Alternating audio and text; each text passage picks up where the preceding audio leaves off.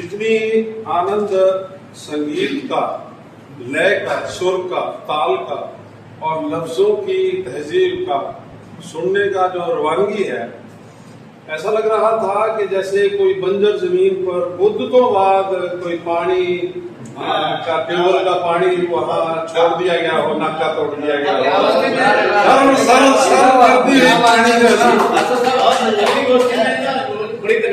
मतलब मिट्टी में से, मतलब कोई मजबूर नहीं किया आपकी नहीं करना भी नहीं चाहिए। कभी स्वतंत्र होते हैं और स्वतंत्रता ही जो है उसके लिए ही हमारी लड़ाई है कि इंसान की चेतना को मुक्त करो, मुक्त हर तरह की जो जकड़बंदियां हैं उससे मुक्त होकर जो हम रचना करेंगे वही आखिरकार बचेगी, वही बचाएगी।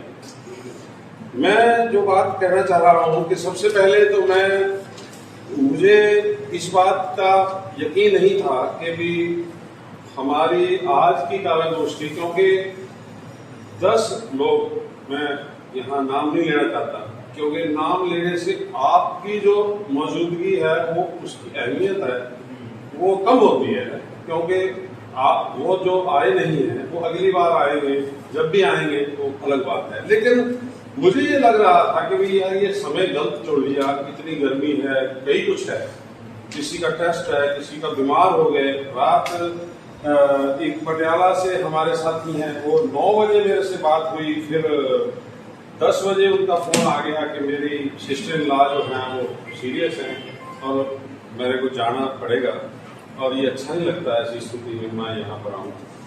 और बहुत ही तमन्ना थी, लेकिन रफीक साहब ने हमारी सारी कमियां पूरी कर दी। और एक बात मैं ये बात कहना चाहता हूँ कि रफीक साहब तो रफीक साहब हैं, हमारी अंजलि जी भी किसी से कम नहीं है।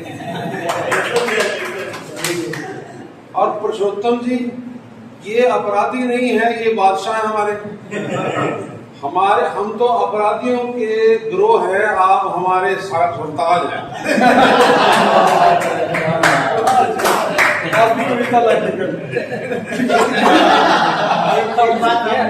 जोड़ना चाहेंगे आपके बात में जी। आगे जो गोष्ठियाँ होंगी उसमें महिलाओं की भागीदारी थोड़ी सी। हाँ, ये तो एक बात मैं कहना चाहता हूँ कि जो कुंडा खोले वही ना क्या बोले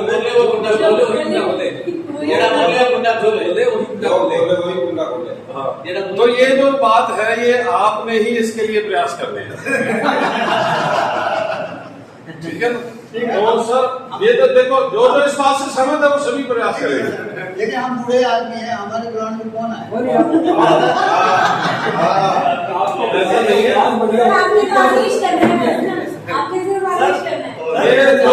ये दाढ़ी है, इसमें बहुत कुछ छुपा हुआ है। आंटी को ले आए सुनने के लिए। देखिए हम तो दोनों जी सर, मैं ना सबसे पहले तो मंजीत खान जी जो हमारे, उनको उस रंग के लिए जिस रंग में वो हरियाणवी रंग है उन्होंने कविता कही है, उस रंग को वो कायम रखें। वो रंग बहुत खूबसूरत रंग है, वो हमारा अपना रंग है, हमारी लोक संस्कृति का रंग है। और सुमित मदान जी से मैं हाँ जी, मैं निवेदन करूंगा कि मंच पर तो आ गए हैं, अब आपने कलम उठानी है इसमें, तो हम चाहेंगे कि आप अपनी कलम उठाएं और जो भी आपके मन में ख्याल आते हैं अकेले में, जो आप दुनिया को नहीं कह सकते, वो अपने कागज पे लिख दें। कैपेबल है वो दुनिया के सामने जो हम नहीं बोलते वो हमारी कविता बोलनी चाहिए। और ये बात मैं आगे इसकी पूरी समीक्षा के बाद कहूंगा। ईश्वर जी ने ये मेरे साथ रहे हैं, बहुत लंबे समय हमारे ताल्लुकात हैं। मेरे को पहली बार लगा कि आप कवि बन गए, ईमानदारी से कह रहा हूं कि आपने कविता को पकड़ लिया। और विनोद कुमार जी बहुत, जो अदालत की खिड़कियों से झांकता कानून और सलाखों को तोड़कर निकालो मुझे बाहर, है ना, जो ये बिंब है, ये गजल का बिंब है कि मुझे किसी ने कहा था कि कानून बनाना लोकतांत्रिक होता है और उसको अनुपालना सामंती होती है। फ्यूडल लोग उसको कैप्चर कर लेते हैं लागू करने वाले। मतलब मैं पूरे संविधान की बहुत सारी व्याख्याएं होगी इसमें कि कानून बनाना लोकतांत्रिक प्रक्रिया, लागू करना फ्यूडल। जी ये इसमें से झलकती हैं सच्चाइयां। हेमलता जी ने जब कहा कि मैं मतलब जो सुरक्षा की बात कही है, और मैं कहता हूं कि पूरे स्त्री विमर्श में ये एक नई चीज है जो कि मुख्य केंद्रीय चीज है। अंबाला के सिविल हॉस्पिटल में, शहर में, एक जेठानी दरानी ने नवजात बच्ची को मार दिया। तो मैंने अपने स्टाफ में, लेडी स्टाफ बैठे थे, मैंने कहा जी ये देखो एक घटना होगी। उन्होंने उनको बुरा भला करना शुरू कर दिया। मैंने कहा आप गलत हैं। मैं रफीक साहब से भी जैसे भाई और की दुश्मन होती है, मैंने कहा उन्होंने क्यों मार दिया उसको? एक माँ क्यों मारेगी? क्यों मतलब ये स्थिति क्यों आ रही है कि इतना समाज हमारा इतना क्रूर हो गया है कि उसमें महिला के लिए रहना मुश्किल हो गया है। मतलब उसमें बच्ची को घर ले जाना ही दुश्वार है उनके लिए। जी, वो घर में पुरुष है सारे, वो मतलब ये फिर ले आइए एक बच्ची, मतलब उसके लिए जो मौत है वो दिन दिन उनको पता है कि ये हर रोज हर पल मरेगी, अभी मार दो इसको। मतलब ये कठोर स्थितियां हैं हमारी। चलो इस पे बात करेंगे, लेकिन मैं आपको सलाम करता हूं कि आपने वो चीज पकड़ी है जो सबसे ज्यादा मतलब सेंसिटिव है, मतलब स्त्री विमर्श में। और डॉक्टर प्रदीप तो लाजवाब है अपनी चेतना के, जो साहित्यिक चेतना है। और ये बात ईमानदारी उनकी कहती है कि मैं कविता गोष्ठी के लिए कुछ लिख नहीं पाया, इसलिए मैं दबाव में नहीं हूँ। ये ईमानदारी हमारे में होनी चाहिए। और बड़े अच्छी उन्होंने, राजेश भारती जी, धीरे धीरे चांद जैसी लगने लगी है,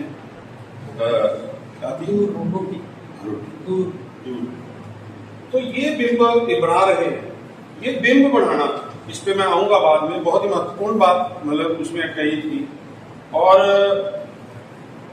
पुरुषोत्तम जी ने तो उसको लय को भी, सुर को भी, और लफ्जों की जो सभ्यता है मतलब उसको पा लिया है। मतलब आप उस तक पहुंच गए हैं। और जैसे गौरव हैं अपने हिंदी विभाग के, तो मैं ये समझता हूँ जब फसल ही सूख, मतलब बहुत ही जबरदस्त क्रिएटिव आपके उसमें आ रही है। और बहुत ज्यादा मतलब जो क्रिएटिविटी है वो है कल्पनाशीलता, और कल्पनाशीलता को बिंबों में, प्रतीकों में बांधना, वो क्रिएटिविटी है। अब उसको आपने अपनी चेतना के साथ, अपने यथार्थबोध के साथ मिलाना, समकालीनता के साथ, जो तो वो उसमें आप जा रहे हैं, आगे बढ़ रहे हैं। और ये बड़ी बात है। मतलब मैं ये समझता हूँ कि रचनाकार के लिए बहुत बड़ी बात होती है कि वो उन चीजों को, उन भाषा की तकनीक, भाषा की जो संरचना है और जो यथार्थ है, दोनों को पकड़ रहा है, उसकी पकड़ में आ रहे हैं। तो उसके बाद तो बचना क्या है? उसके बाद तो अपना अभ्यास है, अपनी लगातार जद्दोजहद है। ठीक है। तो देवेंद्र देवीपुरिया जी तो अपनी जो चेतना है उसका लेवल में जैसे मैं सोचता हूँ वही उसी लेवल पर वो सोच रहे हैं। और वो ये कह के गए थे कि भी ये पुस्तक ये जो है ये पुस्तक मेरे फादर साहब की है। वो मतलब 90 के दशक में या मतलब 90 के बाद की बात है। वो अम्बाला के आए थे, कहते मैं पहली बार किसी समागम में उनको सुना था, पहली बार मैं किसी साहित्यिक समागम में गया था। तो कैसे कभी बनता है? आज देवेंद्र देवीपुरिया जो है आपके सामने थे, आप हम कुछ नहीं है जिस तरह वो बोल रहे हैं। हमारा अभी कोई अभ्यास नहीं है। कुछ लोग हमारे में से हैं, पुरुषोत्तम जी जैसे आप हैं, लेकिन सभी नहीं है। लेकिन उसमें तक जब आप लगे रहेंगे, धीरे धीरे धीरे सब कुछ होए, ये आहिस्ता आहिस्ता काम होता है, शहद की मक्खी की तरह एक चीजों को इकट्ठा करना। तो वहां पहुंच चुके हैं वो। मैं अंजलि शिखर जी, मैं उर्दू वालों को ये समझता था कि भी उर्दू वाले जो हैं सिर्फ ध्वन्यात्मक सौंदर्य ही पैदा करते थे। ध्वनि, गूंज के आगे गूंज है, और तहलका है ना, चमत्कार करना एक शब्दों के माध्यम से। लेकिन मैं ये समझता हूँ कि ये पहुंची हुई चेतना है। बहुत ही ऊंची चेतना है। यहाँ पर पहुंचकर सच्चाइयां जो हैं बिल्कुल साफ नजर आती हैं। ये किसी किसी के उसमें आता है। तो मैं सलाम करता हूँ आपको कि आपने नुकीली नजरों की खंजर नजर नहीं आते, लोग नजर आते हैं। ये कुछ चीजें हैं, इस पे आऊंगा मैं। करमचंद केसर जी तो बहुत ही ऊर्जावान कवि हैं। भले मैं ये चाहूंगा कि भी ये एक इस ऊर्जा को आप मतलब कंट्रोल में रखो। आप इस घोड़े को ऐसे ना दौड़ाओ।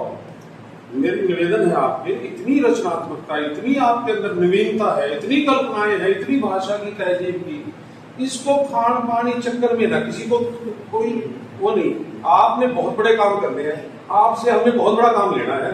वो काम ये है कि आपने जो हमें हिंदुस्तान की जो किस्मत लिखी है, भारत के लोगों की किस्मत लिखनी है आपने कोई अरे काम नहीं करने। उनकी जो पूरी के पूरे संकट हैं, उनके आगे जो पूरा जिसको कहते हैं होलिस्टिक अप्रोच के साथ ये भी सारी चीजों को समेट कर आपने रस निकाल कर उसको देना। तो मैं माफी चाहूंगा कि मैं छोटा मुंह बड़ी बात कहने वाली बात है। किसी रचनाकार को निर्देश नहीं कर सकते आप, लेकिन मैं मांग तो कर सकता हूँ। मैं उनका पाठक हूँ, मैं मांग तो कर सकता हूँ। मैं उस नाते कह रहा हूँ, आलोचना के नाते और बात है। मतलब जितनी जगह पर पहुंच गए हैं आप, जितना सुर और ताल, जितनी आपने लय पकड़ ली है, मुहावरा आपने अपना बना लिया है, मौलिक मुहावरा बना लिया है। तो मैं ये चाहूंगा कि हम अशोक चसवाल जी का मैं शुक्रगुजार हूँ कि आबिद आलमी जी को बहुत मुद्दत के बाद हमारे साथ उन्होंने मतलब मिलाया है।